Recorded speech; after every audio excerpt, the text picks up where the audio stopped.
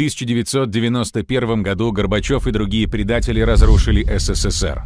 Они нарушили закон, в результате чего упал уровень жизни, вспыхнули региональные конфликты, в бывших братских республиках появились русофобские режимы.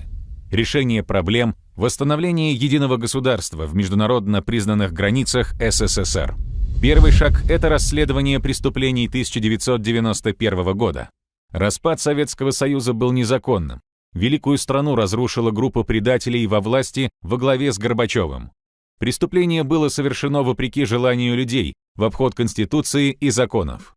Оно вызвало волну региональных конфликтов, несправедливость и нищету на всем постсоветском пространстве. Распалась страна-победитель Второй мировой войны. Как это случилось? По результатам Второй мировой войны были утверждены границы всех государств Европы. Все, что происходит внутри границ, суверенное дело каждой страны. Об этом свидетельствует заключительный Хельсинский акт 1975 года, закрепивший принципы нерушимости границ, территориальной целостности государств и невмешательства во внутренние дела других стран, в том числе нерушимость границ Советского Союза. Сам Советский Союз состоял из 15 суверенных республик, в каждой из которых был свой парламент и правительство, своя конституция. Каждая из 15 республик имела право выхода из состава СССР. Механизм выхода был прописан в законах, но в 1991 году ни одна из республик не выполнила указанных требований. Кроме незаконного выхода республик из состава Советского Союза, осенью 1991 года Горбачевым были самовольно ликвидированы органы власти СССР. В обход закона были упразднены органы государственной безопасности, министерства и другие центральные органы государственного управления.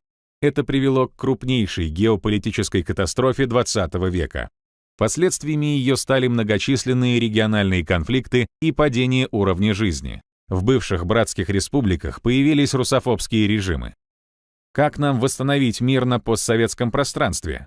Все проблемы начались от беззакония. Решения о разрушении Советского Союза, о выходе республик из его состава проводились с нарушением закона. Народ выступал за сохранение единого государства, но его мнением пренебрегли предатели в органах власти во главе с Горбачевым.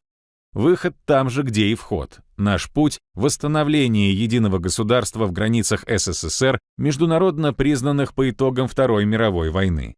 По международному праву все, что происходит в границах СССР, наше внутреннее дело. У нас есть все основания самим решать наши проблемы на постсоветском пространстве. И единственный путь к миру и процветанию нашего Отечества – отмена незаконных решений 1991 года и восстановление единого государства в признанных границах СССР.